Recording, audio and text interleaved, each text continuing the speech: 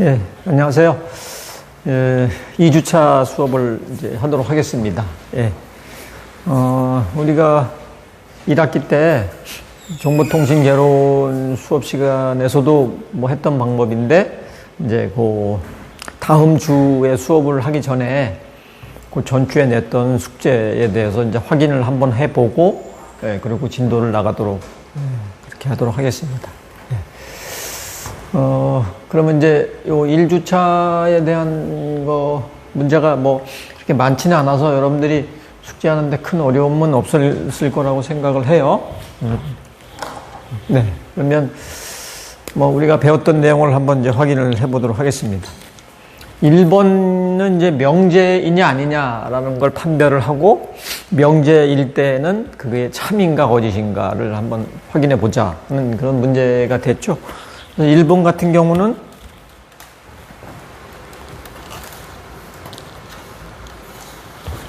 예, 지금 날씨가 어떻냐, 이거는 뭐 지금 우리가 뭐 알 수 없는 그런 문장이잖아요. 참 거짓을 판별할 수 없는, 이거는 이제 명제가 아니다라고 생각하면 되고, 2번 같은 경우도 수식이 주어져 있지만 뭐 이거를 뭐 굳이 정리를 한다면 x제곱은 이제 9다. 뭐 이렇게 이제 될 수 있는데, 여기에서도 x가 어떤 값인지가 주어져 있지 않기 때문에 참 거짓을 판단할 수가 없습니다. 뭐 x가 1이 되면 이거는 이제 거짓이 되고, x가 3이 되면 참이 되고, 뭐 여하튼 어쨌든 이거는 참 거짓을 판단할 수가 없는 그러한 이제 문장이죠. 이것도 명제가 아니다.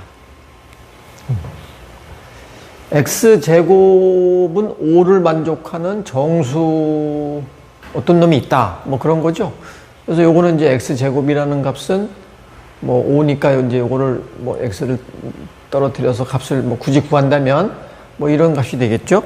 그래서 x 값이 이렇게 이제 무리수 값이 나오게 돼 있기 때문에 여기서 주어지는 정수가 존재한다 그랬으니까 이거는 이제 틀린 거죠. 이거는 어쨌든 뭔가 참 거짓을 판별할 수 있으니까 명제예요. 그런데 명제인데 거짓인 명제가 되는 거죠. 그죠?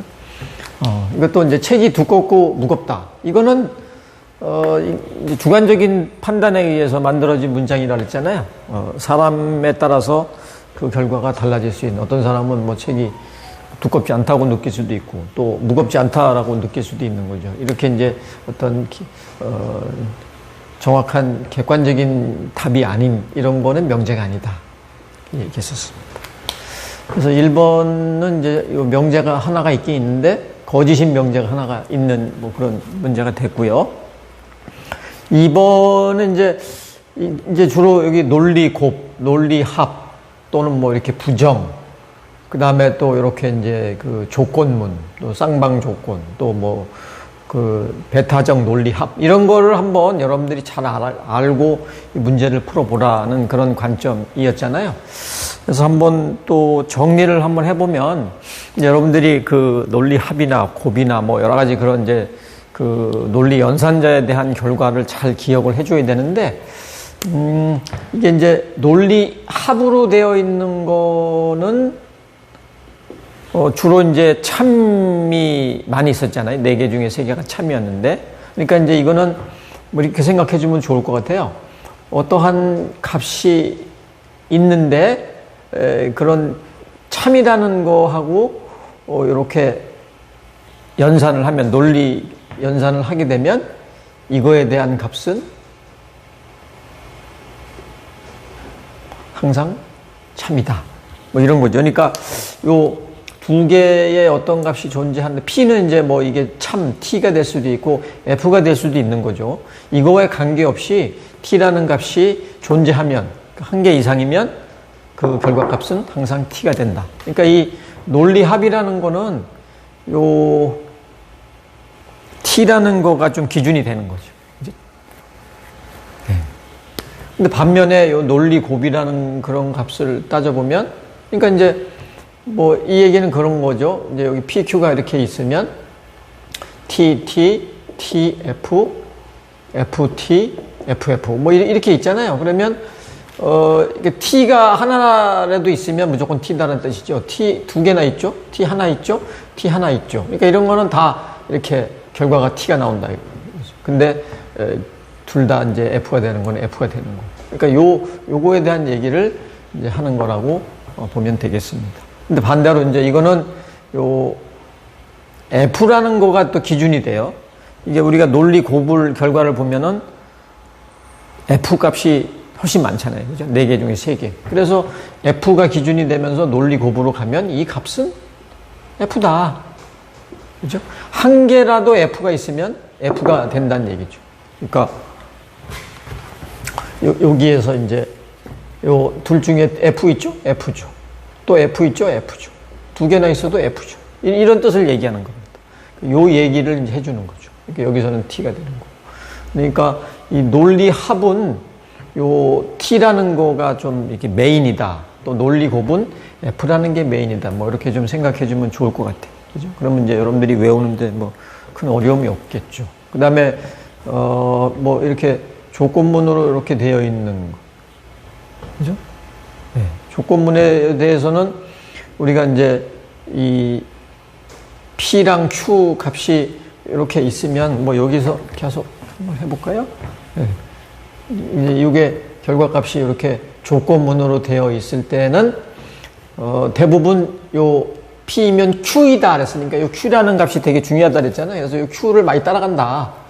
그래서 이렇게 Q 값을 따라가는 걸로 했는데 단지 요 마지막에 있는 요 둘 다 거짓인 그런 상태는 참이 된다. 이제 그러니까 요거는 문장을 좀 잘 기억을 해서 외우면 좋을 것 같아요. 지난번에 우리 했잖아요.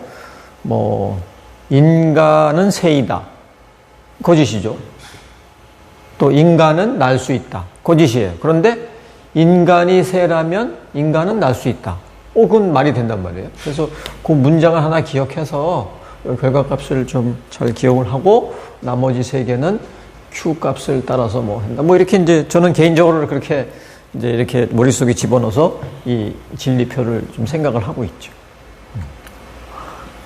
그런데 이제 요게 이제 이렇게 쌍방 조건문이 이렇게 있으면 쌍방 조건문은 양쪽이 다 같을 때 그때 이제 이 T라는 거죠. 그러니까 이렇게 2개가 양쪽이 쌍방이 같은 값이면 우리는 그 값을 T로 쓰겠다. 서로 다르면 F로 한다. 그러니까 이제 요 F가 나오는 이유를 가만히 생각해 보면 얘 같은 경우는 P가 Q이면 또 Q가 P면 이거에 대한 논리 곱이잖아요. 그죠? 2개를 동시에 만족해 줘야 되니까. 그러니까 이게 이제 논리 곱으로 들어가니까 이게 이제 F라는 값이 나오면은 이제 F로 들어가는 거죠. 근데 여기 보시면 P면 Q이다. 이렇게 하면 여기 F가 될 거고 또 Q이면 P이다. 여기 T가 돼요. 그러면 F가 나왔으니까 결과가 F가 되는 거죠. 그러니까 이렇게 이제 요 논리 곱 때문에 요 F라는 값들이 나온다. 이렇게 또 뭐 생각하면 좋을 것 같아요.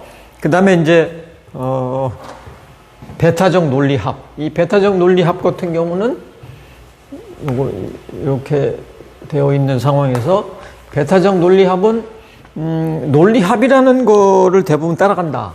그러니까 이제 요거 같은 경우는 논리합의 결과, 요것도 논리합의 결과, 요것도 논리합의 결과 이렇게 따라간다 이거죠. 그런데 이거는 참이 나올 것 같은 그런 느낌이 강렬하게 드는 그런 값인데 이거는 F다. 그죠? 네. 그래서 이거는 이제 뭐 배신했다. 베타적인 어떠한 값을 갖고 있는 뭐 그런 식으로 이제 좀 이해를 해서 기억을 하면 좋지 않을까. 네. 그런 생각을 해봤습니다. 이건 뭐 제가 그냥 이렇게 나름대로 이제 그 외우는 거를 제 나름대로 한번 생각해서 여러분들한테 알려드린 거고요.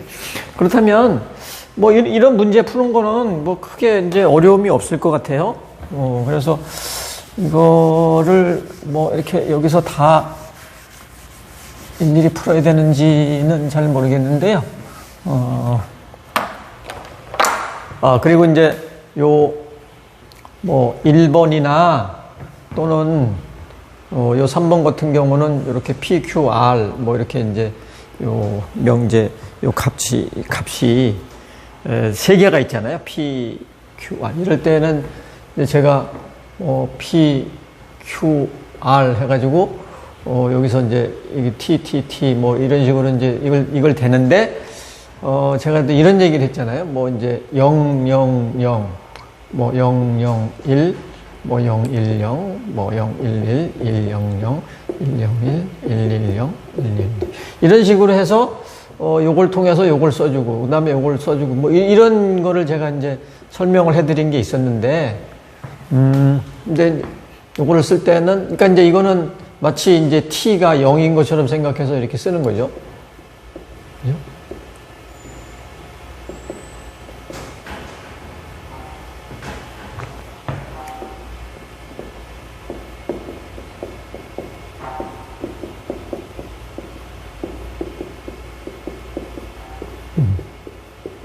그래서 요 값 쓰는 순서를 잘 모를까봐 이제 요걸 설명했는데, 그러다 보니까 여기 이제 t라는 요 값이 0으로 마치 생각하게끔 되잖아요.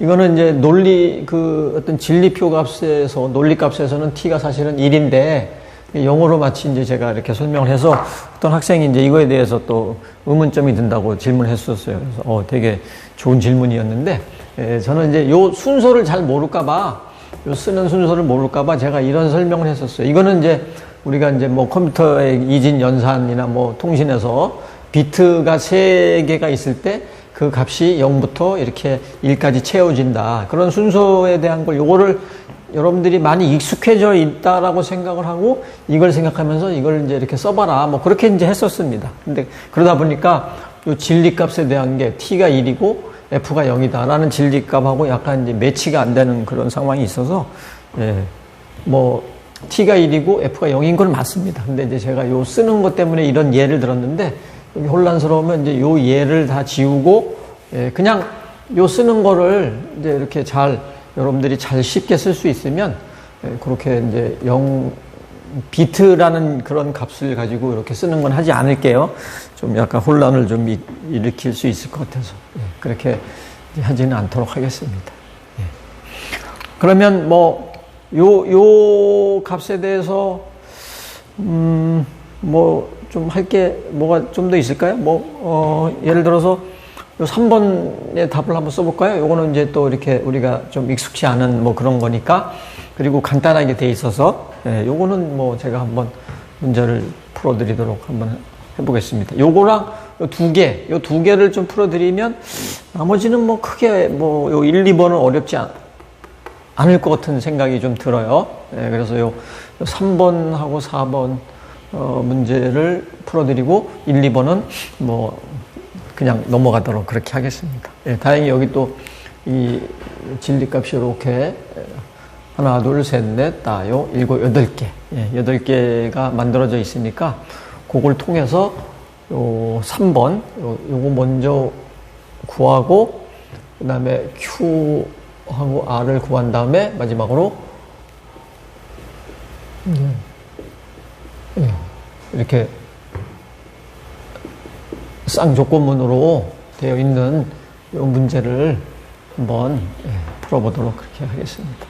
이제 P면 Q이다. 이제 우리가 배웠던 걸 생각하면서 한번 해보자고요. P면 Q이다에서는 이제 여기 Q를 대부분 이렇게 따라간다 그랬죠. 그죠? Q를. 그래서 요 T, F, 여기도 F. 이제 FF만 나오는 것만 조심하면 되는 거죠. 그죠? 그래서 여기는 T, 또 T. 2개가 나올 때는 T. 그죠? 2개가 나올 때는 T. 그 다음에 Q에서 R로, 이제 여기서 이쪽으로 또 가는 거죠. 마찬가지로 1로 가는 거니까 T, 또 다르면 오른쪽 거, 오른쪽 거. 이렇게 FF 나오면 T, F, T, 이렇게 되겠죠. 그렇죠? 이렇게 된 상태에서 이제 이렇게 쌍조건문을 해야 되니까 이 쌍조건문을 잘 기억할 게 뭐냐면 2개가 같으면 T다. 그죠? 다르면 F다. 다르면 F다. 다르면 F다. 이렇게 2개가 같으면 T, F, T. 이런 식으로 예, 값이 나왔습니다. 값이 이제 맞는지 한번 제가 한번 볼게요. 네, 맞는 것 같습니다. 네, 그러면 이제 요 3번에 대한 거는 됐고요. 그 다음에 이제 4번은 요 진리값이 2개밖에 없으니까 이걸 이제 다 지워야 돼요. 예?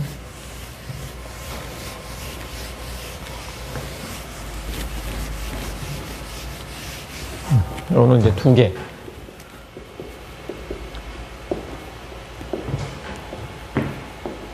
이렇게 있고, 이제 제일 먼저 2개 베타적 논리 합에 대한 거를 먼저 구하고, 요 부정과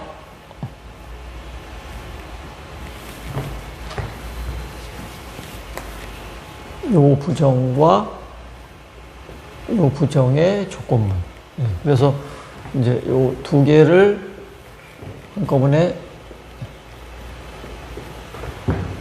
계산을 하는 거죠. 이거의 조건. 이렇게 이제 해보라는 건데, 말씀드린 것처럼, 요 베타적 논리 합은 이렇게 믿었던 놈이 나올 때는,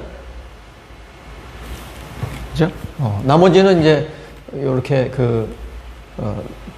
논리 합에 대한 그러한 값이 나오는 그런 걸로 생각하면 된다 그랬죠. 그 다음에 이제 얘는 사실 요것도 구하고 요것도 구한 다음에 이걸 해야 되는데 그냥 머릿속으로 그냥 하자고요.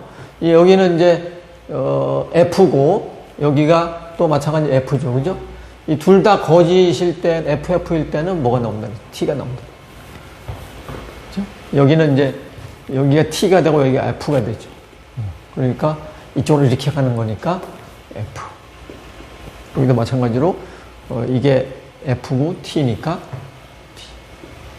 여기 T이고 T니까 T. 그죠? 이렇게 돼. 네. 그래서 이제 여기서 이렇게 조건문으로 가는 거니까 조건문으로 가는 거는 오른쪽 거를 잘 이제 값을 써주면 된다. 단 둘 다가 F일 때만 T다라고 그것만 조심하라고 그랬습니다. 그죠? 네, 오른쪽 거를 쭉 써주면 되겠네요. 이 2개를 보니까. 이런 식으로 이제 값이 나오는 거로 보면 될 것 같습니다. 네, 그래서 한번 처음 요 진리값을 구하는 거를 해봤으니까 제가 좀 자세하게 설명을 드린 거고요. 그 다음에, 이제 마지막 문제를 잠깐 보면, 이거는 이 대우에 대한 거를 한번 우리가 생각해 보자 하는 그런 문장이었습니다. 그래서 크게 어렵지 않죠. 그러니까 이제 여기라고 하는 거는 이걸 바꾸는 거잖아요. 바꾸는. 그러니까 1번의 역은 워싱턴 DC가 이제 미국의 수도이면 부산은 대한민국의 수도이다. 그래서 이걸 바꿔서 얘기해 주면 되는 거죠. 이 같은 경우는 이제 각자를 부정을 해주는 거죠. 그래서 부산은 대한민국의 수도가 아니면 워싱턴 DC는 미국의 수도가 아니다. 그런 식으로 이를 써주면 돼요. 대우는 이제 그걸 다 바꾸는 거잖아요. 그러니까 워싱턴 DC가 미국의 수도가 아니면 부산은 대한민국의 수도가 아니다. 이렇게 다 바꿔서 이제 써주면 되는 거죠. 그러니까 이거는 우리가 진리값에 대한 거는 이제 쉽게 구할 수 있어요. 이게 원래 자체가 부산은 대한민국의 수도이다. F죠. 그죠? 워싱턴 DC는 미국의 수도이다. T에.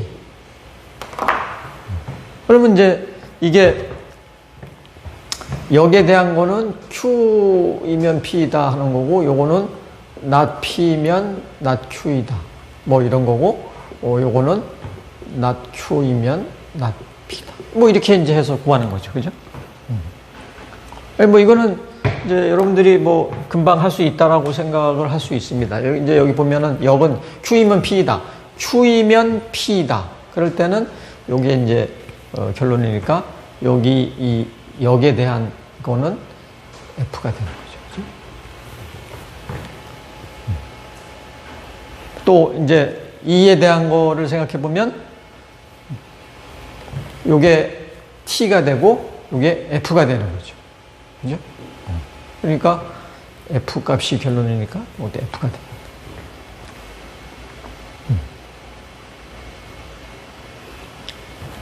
대우에 대한 거는 요게 이제 뒤집혀지니까 T가 되고, 요거는 이제 F가 되죠. F가 되고 T가 되는 거죠. 그래서 T가 저쪽에 있으니까. 이 대우라는 거는 원래 명제하고 서로 같다라고 얘기했습니다. 그래서 원래 명제가 이렇게 가는 걸 보면 원래 명제는 F에서 T로 가잖아요. T잖아요. 그죠? 원래 명제. 그러니까 대우도 T가 되는 거죠. 뭐 그런 식으로 해서 이제 구하면 되겠습니다. 이것도 마찬가지가 되겠죠. 뭐 이거는 참이에요, 거짓이에요? 거짓이죠. 삼각형 네 겹의 합은 이것도 거짓이다. 둘 다 거짓이다. 360도인데 300도이다. 뭐 똑같이 구하면 됩니다.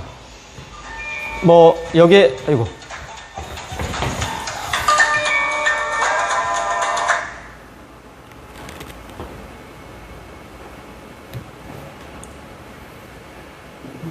예. 학 과장님이 전화를 하셨는데 예, 일단 전화를 끊었습니다. 네. 그 다음에 이제 예, 요거 이번에서 뭐 역에 대한 걸 한번 구해보자면 뒤바뀐 거니까 뭐 삼각형 네 겹의 합이 300도이면 뭐 요것이다 라고 하면 되는 거죠.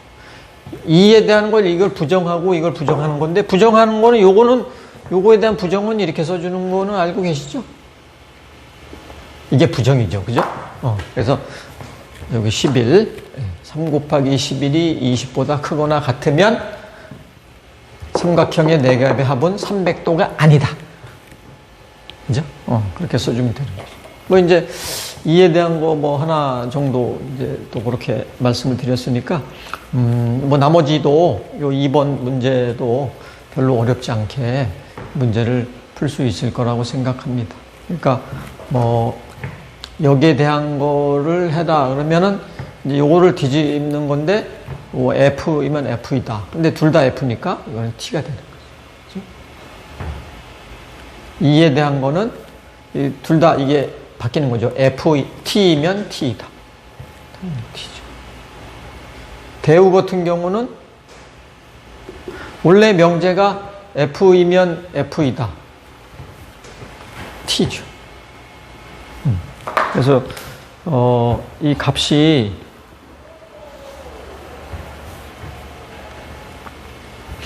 다 T가 되는 걸로 나오네요. T. 예, 요거는 제가 잘못 쓴 것 같습니다. 요거 2는 이게 T가 되고 T가 되는 거니까 T가 맞네요. T. 네. 그죠? 이렇게 되는 것 같습니다. 뭐 제가 여기 쓴 거에 대해서 뭐 또 잠깐 설명을 잘못해서 답을 잘못 말할 수도 있는데 그러면 예, 제가 나중에 또 정정할 수 있는 그런 시간을 갖도록 하겠습니다. 네, 그래서 이제 한번 숙제를 내줬는데 여러분들이 뭐 대부분 잘 풀었고요. 그리고 이런 이제 아까 뭐 영영에 대한 그런 것들에 대한 질문도 또 해주신 게 있어서 예, 다 잘 이제 그 말씀을 잘 드렸고 예, 이제 여러분들이 열심히 공부를 좀 잘 하는 것 같아요. 그래서 지금 요 이제 앞장이 뭐 그래도 좀 중요하고 예, 좀 개념을 잡는 그런 관점에서 좀 설명을 예, 좀 상세하게 했습니다. 예, 그래서 뭐 이 정도로 이제 보면 좋을 것 같고요. 뭐 1차 시에서 이제 시간이 별로 거의 없어서 2차 시부터 이제 하긴 할 건데, 예, 간단히 이제 좀 볼 수 있는 내용을 보도록 하겠습니다. 이제 우리가 여기 이제 할 차례였잖아요. 항진 명제와 모순 명제. 항진이라는 게 뭔 뜻이에요? 항상 진리다, 항상 진짜다, 뭐 그런 뜻이잖아요. 그러니까 이게 무슨 얘기냐면 뭐 명제가 어떻게 되어 있는지는 모르겠지만 그거를 합쳤을 때 여기 합성 명제라고 돼 있죠. 합쳤을 때 항상 진리값이 참이 나오는, 예, 이렇게 참이 나오는 그런 거를 항진 명제라고 한다. 그러면 모순 명제는 반대가 되겠죠. 그 각각의 명제가 뭔지 모르겠지만 합성을 해봤을 때 항상 거짓이 나오는 거. 그런 거를 우리는 모순명제라고 한다. 이렇게 얘기했었습니다. 그래서 여기 예제가 하나 있는데요. 여기 보시면 이제 P가 뭔지 P가 하나 있으니까 T 아니면 F겠죠.